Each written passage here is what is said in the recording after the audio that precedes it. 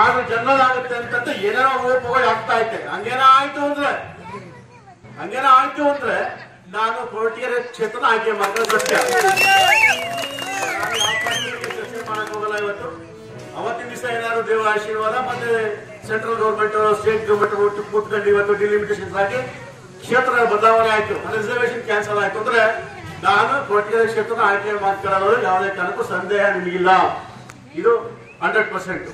So ಹಾಗಾಗಿ ಇನ್ನು ಮುಂದೆ ಯಾವುದೇ ಕಾರ್ಯಕ್ರಮ ಕೂಡ ನನ್ನ ಇನ್ವೈಟ್ ಮಾಡಿ ಎಲ್ಲಾ ಕಾರ್ಯಕ್ರಮಕ್ಕೂ ಬಂದು ಹೋಗ್ತೀನಿ.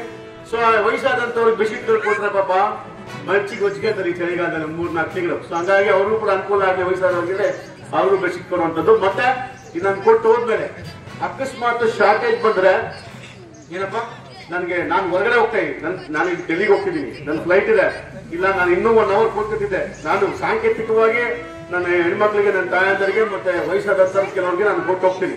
ಇಲ್ಲಿಕ್ಕಿದ್ದು ನೀವು ಡಿಸ್ಟ್ರಿಬ್ಯೂಷನ್ ಮಾಡಿದ್ರೆ ಅಕಸ್ಮಾತ್ ಶಾರ್ಟೇಜ್ ಬಂದ್ರೆ ಮಾಹಿತಿ ಕೊಡಿ. ನೀವು ಬರೀ ಕಾರ್ನ ತಗೊಳ್ಳೋದು ನನ್ನ ಮನೆಗೆ ಬಿಜೆಪಿ ಯಾವುದೇ ಕಾರಣಕ್ಕೂ ಮಾಡಬೇಡಿ.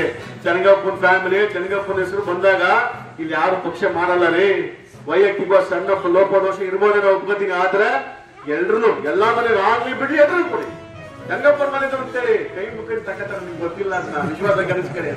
ನನ್ನ ಲೆಕ್ಕಲ್ಲಿ ನಾನು ಹಬ್ಬ ಆಗ್ಬೋದು, 5 ದಿನ ಆಗ್ಬೋದು, ಅಥವಾ ಶಂಕುಸ್ಥಾಪನೆ, ಉದ್ಘಾಟನೆ ಮತ್ತೆ ಗಂಗಾ ಪೂಜೆ ಮಾಡ್ತೀವಿ ಕೆರೆಗಳಿಗೆ. ಇತಿಹಾಸ ನಮ್ಮ ಕ್ಷೇತ್ರದಲ್ಲಿ ಪ್ರತಿ ಹೆಣ್ಮಕ್ಳಿಗೂ ಕೂಡ, ಹಿರಿಯರಿಗಾಗ್ಬೋದು, ನಮ್ಮ ಹೆಣ್ಮಕ್ಳಿಗಾಗ್ಬೋದು, ಎಲ್ಲರೂ ಕೂಡ ಅವ್ರಿಗೆ ಬಾಗಿನ ಕೊಡುವಂತ ಮಾಡ್ಕೊಂಡ್ ಬರ್ತಾ ಇದ್ದೀವಿ. ಎಷ್ಟೋ ಜನ ಹೆಣ್ಮಕ್ಳು ಅವ್ರ ಅಣ್ಣ ತಮ್ಮಂದಿರು ಬಾಗಿನ ಕೊಡ್ತಾರೆ ಗೊತ್ತಿಲ್ಲ.